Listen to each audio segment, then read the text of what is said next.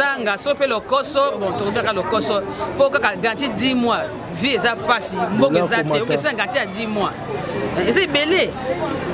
l'état tonga lupangu te mapangu na bango moko l'état tonga wa mabeto malamu biso te toli ba garantie kita ala matete ba garantie ba 10 mois ba 12 mois papa du fleuve ngana kena bilamba nanga na valise na ke côte c'était du fleuve eza biso te donc l'état tonga biso le côté et ça mapangu na biso ya bango on a peine ko kende encore plus eza kaka na garantie kaka te mais même coût ya loyer sur totali et comme exagéré ça $50 chambre salon $150 tout ce que misala ngo ya ndenge nyango tozala kana o l'état pesa so $300 mais ça ba condition bien ba condition mususu ba opesi la bato eza passe ko uti mukanda papa total ndako ba $300 oko sepela nango te pas j'ai garantie oh bana monde entier bana mokili mobimba bana ya Paris Bruxelles Allemagne oh ezali Vision News transport service donc bana à partir de lelo congolais nous sommes partout dans le monde entier ba camion ya ngoy moko ya ngoy oh to lobaki oh ya famille familiale soko lingoke et puis famille soko za na bana misato moko ofuta te mibale bafuti oyo yango peka ya biso awa soki boza tata na mama na bana mwana ofuta te première fois na France awa Edgar Mokonzi donc bana Paris bana Londres yango to lobaki et puis na kati awa wifi ezali gratuit intégré na kati et puis ndenge za oza na droit ya café soki na tongo droit ya café s'il vous plaît donc oza na droit ya café na tongo oza na droit ya café talaka droit ya café café eza na kati biscuit ya komela pona bana et puis ensuite soki ekuti bino na midi on a première botalaka camion yango moko soki ekuti yo na midi place nyonso kozala na air vision nous allons à droit kosombela eloko ya kolia tiena na mona makambo te losoki okomika na air mo bokende Bruxelles bokende Allemagne nzala bokiti bakosombela na mbongo ya vision news tala ata bino moko papa ya kotala bolobaka mingi toyosaki bino bakongolais bazali merci mingi na bandeko nyonso tu oyo ezali camion na bino voiture na bino ya komata place bolingi Belgique, Allemagne, France, c'est la première fois. L'imbattable Tchouramboma, on est là. Voilà l'exemple à suivre. Merci.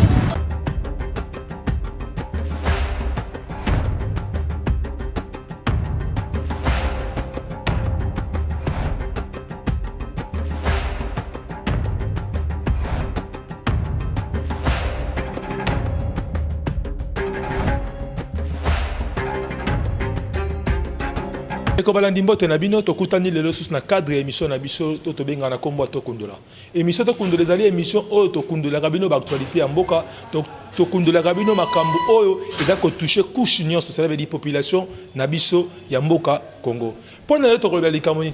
ya état de droit ezali nini peut-être ezali oyo kanisate état de droit ezali oyo to bengi na ndenge biso ba juriste ndenge ba juriste abenga ngo ezali mboka esika oyo mobeko ezali kolo ya nyonso parce que toyebi ete président na biso de la république na kombo ya Chilombo Fachi oyo tobengaka mingi beton alobaki ete eza na posa koluka kocha état de droit na kati ya mboka mais toza komona banda akoti est-ce que la question qu'on s'impose état de droit ngo oyo alobaka eza kaka toujours koluka kokanga bato x y par rapport ya ba détourner parce que mikolo oyo détournement de emati likolo kasi biso tokende na voler mosusu na mokolo lelo voler ngo ezali nini tokolobela mibeko oyo bazwa mibeko oyo ezali légiférer pona kopesa biso privilège moko boye parce que kobosa na titre lobaka mingi droit ezaka na deux parties droit to bengi subjectif et puis droit to bengi objectif subjectif ezaka nini privilège o ngai na yo moto to bengi sujet de droit to zala kanango par rapport ya mboka par rapport ya likamoko songolo pakala objectif ezaka nini ba lois établies o eza ko sunga ngana yo enfin que to zana harmonie na kati ya société le to kobeta mo lisolo mukie par rapport ya makambo ya loyer le to kolobela o etali bongo ba garantie locative parce que zali pe réellement mobeko o bazwa ki na 4 ya loi o ezalaki numéro 15/025 il y a 31 décembre 2015 bazwa ki loi wana pona kocha ordre na makambo etali ba garantie locative mais motuna o toza ko se poser pourquoi est-ce loi wana ezali tombé caduc ou ekoi en des études cela veut dire eza une loi mais ça la force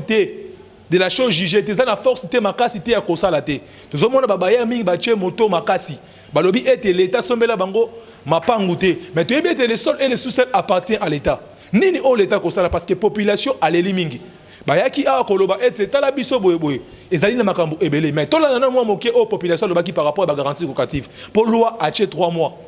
pona ndako ya kovanda 3 mois alobi ete pona ba maison commerciale atie 6 mois mais toza komona ba garantie musu bato bakosenga ba 10 mois bato bakosenga ba 13 mois bato bakosenga ba 15 mois même ezali mingi population a un pouvoir d'achat te aza kolela pona yango mais tolanda na moi 2-3 personnes après tokozonga pona kocha moi commentaire sur ça ngana lobi boye pona ba bayer makambo ya ndako ndenge l'état lobaki ba garantie faut esuka na 3 mois eza malamu mais siko raison ngana ko pesa ba bayer pona bande bazombatsa bandako eza pona nini l'état fazo a charge nano ya ko kitana no ciment tant mutu azotonga ndako na ye azosomba ciment nano cher déplace so pesa bango nini ke babantsa ndako ba garantie 10 mois zomona po ebandi lelo te bana banda mobutu garantie kitaka te kaka 3 mois kaka 10 mois même tango bayer azosomba saki ya ciment soit na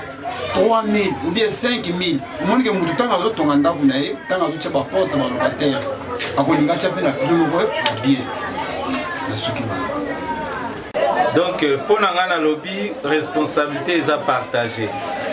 na premier volet na koloba l'état a na faillite parce que à prévoir ba logement te pour na peuple na ye ndenge ba état mususu basala que non l'état ye moko azana bandako oyo azo sous loger batu po ba koma kofuta pour nanga pena ko kende encore plus ezaka na garantie kaka te mais même coût ya loyer sur totali et comme exagéré par rapport à besoin ya peuple na biso nyonso wana l'état sengeli kotala yango coût ya loyer pe ezokende musika trop donc esuki kaka te na ba nombre de mois mais faut totala pe coût ya loyer nyonso wana l'état kozwa makasi ya kotala yango soki ye moko abimi exemplaire atongi pe bandako na ye oyo koyeba ko permettre batu bayeba kofanda na bandako wana na baku oyo eza social eza mabe makasi garantie jamais koza ba 10 mois ba 9 mois ba 15 mois za raté parce que la garantie ezali ke osimbeli ko ba ye ndenge osimbeli ne mutu mbongo na ye garantie la kwa mbongo na yo te ane mbongo osimbeli mutu yo do senga garantie bele bon siko mutu aso linga bima yo za mbongo na direct ya diku opesa et comme ça va être ça bota matata alors garantie va senga ba 3 mois ba 4 mois garantie jamais comme on a 10 mois ba tu ba ça bon faut kanga bango et là on les a raté parce que si on a passé quand c'est à 10 mois ça peut se quand à 10 mois sur les dimanche na ndako ndela ina voyager pour voyager brusque mais peu yaka siko so on peut ça bon na pour direct on peut ça té et comme on zela so casser voyage dans 10 mois garantie 10 mois a raté jamais garantie ce qu'on a 3 mois 2 mois 4 mois parce que ça mbongo na ngamba ko simbelinga les mbongo na yote faut yeba ndeko osenga ba garantie baba ya boye ba ndeko osenga ba garantie yebo kwa ka locataire yo so ke so garantie 10 mois kuna ko boya ngo les akate bako ka bala biso tete li ba garantie kita ala matete ba garantie ba 10 mois ba 12 mois papa aussi la ba mibali ba mbongo ba zo futa bango te na ba compagnie basala ka wapi papa misala ezate na ba mboka oyo bazukela biso solution biso ba moment tozo garantie ko ba 12 mois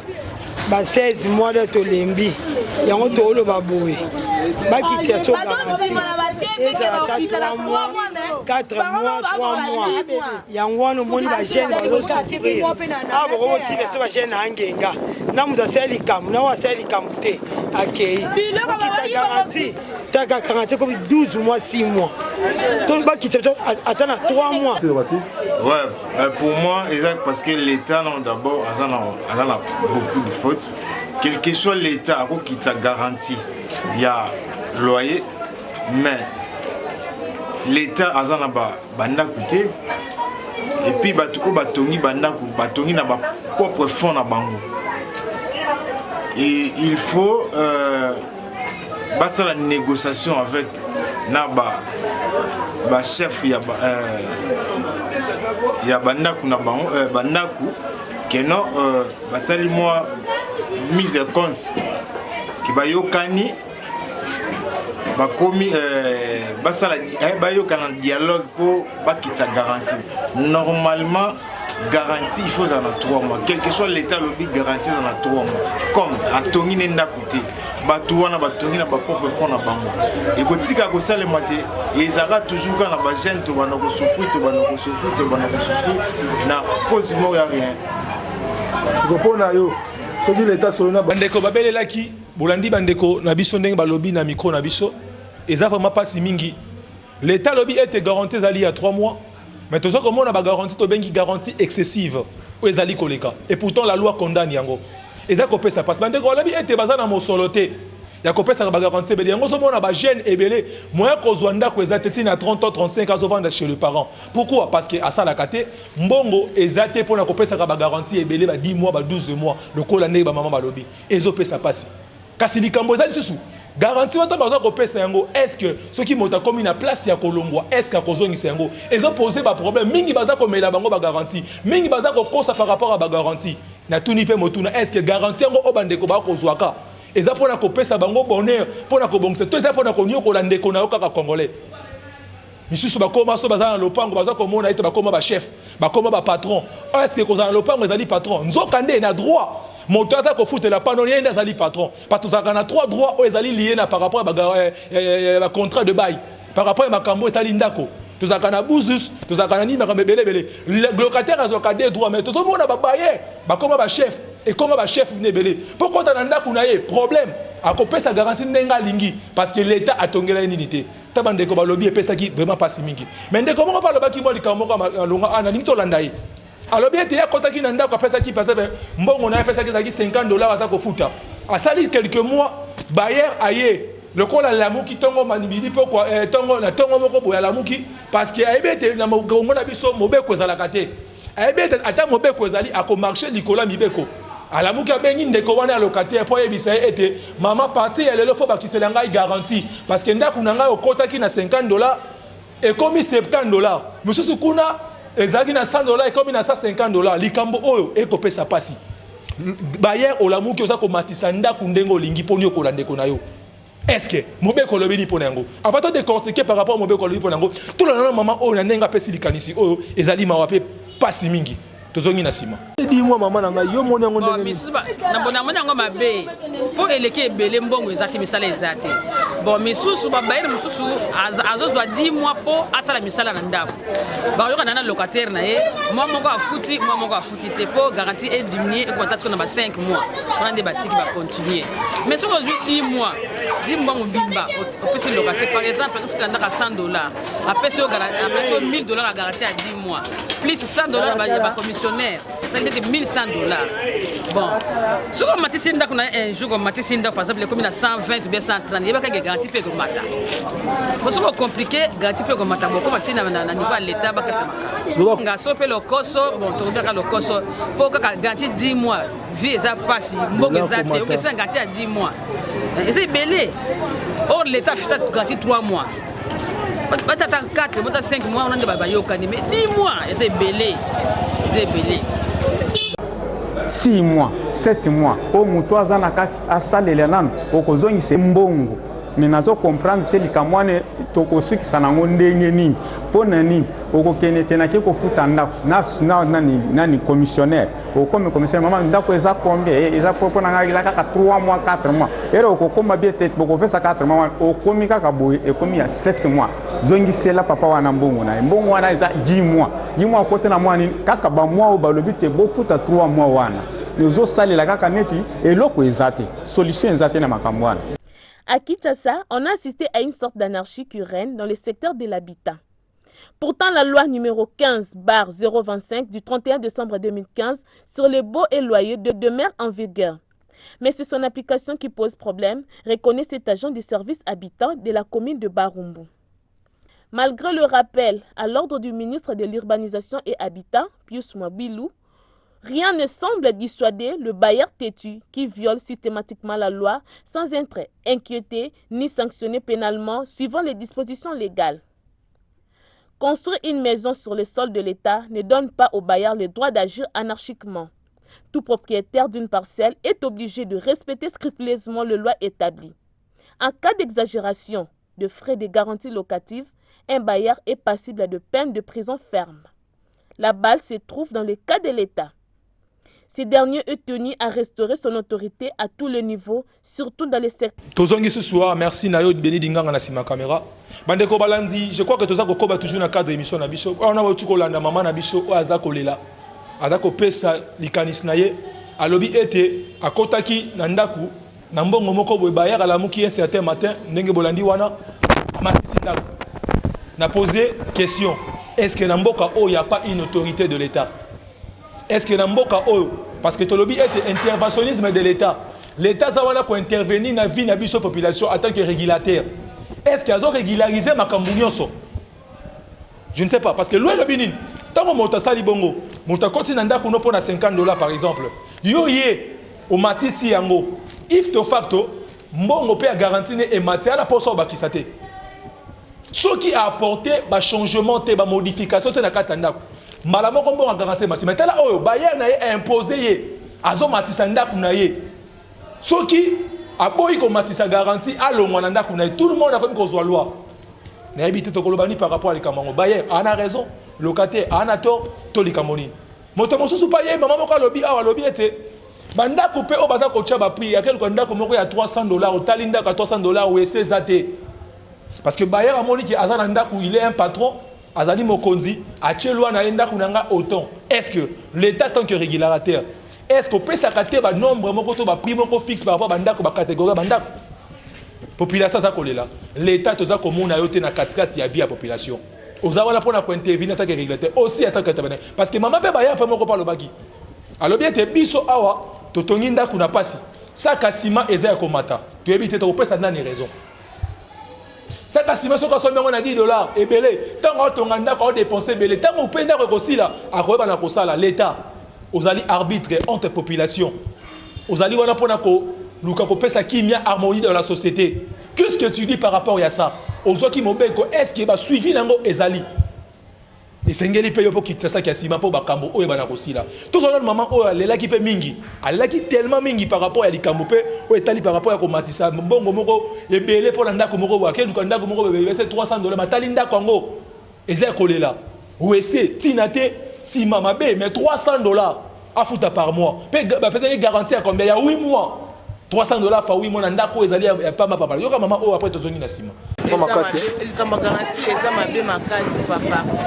Au moins on a aussi la garantie à 10 mois. Ndako a $300. Soko kotu keta ndako ngo ya $300 pour se pelater. Condition non eza malamu te na sima ku toilette ni abongi cité le côté matin ndako on a $300 garantie 10 mois. L'État vraiment a té massi chercher ba ndako contrôler na mama pa ngo contrôler ndako feza na boyeza na montabo ndako boyeza na montabo l'État landela. Bakolo pa balobi l'État tongela bango banda coûter ba chebo. Ça tongela tango ta ozinda ku tanga ba non moko bien mutu tango aye amoni a sepeli que ce soit na futa $300 mais ça ba condition bien ba condition mutu ba pesa la bato eza passe donc tu mukanda papa total ndako ba $300 oko sepela na ngote pas j'ai garantie 10 mois l'État penza te massi s'agit d'État tellement tambola mama pong ba tambola ba tala ndako loko eza boy ba tia na condition loko eza boy ba tia na pra boy so l'État sel bon auto za la bien makasi salon ça $50 chambre salon ça $50 tout ce que misala ngo ya ndenge nyango to zala kana l'État penza soko tambola vi chambre salon eza na prix boy deux chambres eza na prix boy trois chambres eza na prix boy wana penza l'État telemandi pona wana soko ba garantie ba osenga soko lingo longwa ba pesa ngo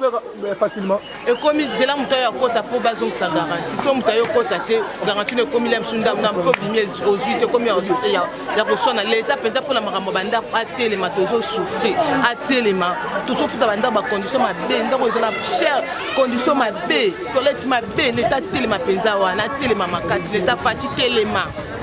Soki toujours dans cadre émission na biso to moni ke makambo o eza kopesa pasi parce que za ko ningisa ezo toucher couche sur la population parce que oazali elenge pas na posa pas quitter ba parents selon de Bible lobby l'homme tu quitteras ton père et ta mère pe azana posa ko ça la vie ni mazo ko mona ba difficulté eza ko ya mais to koloba moi likanisi mom parce que ado kundola ka pamba te to kundola ka to pesa rappeler likanisi to pesa ka pe boania to pesa ka voix à suivre to motiva ka pe to ba ka pe na ko tombola o ba ki na ko bomba to landi bande ko na biso et bandeti suka ndenge baleli par rapport à la garantie ndenge baleli par rapport ndenge makamanda ko eza ko compliqué bango conflit o ezali entre bailleur na locataire yango to lobi boy l'état na biso le ndenge na to ko loba oza wana pona ko régulariser nyonso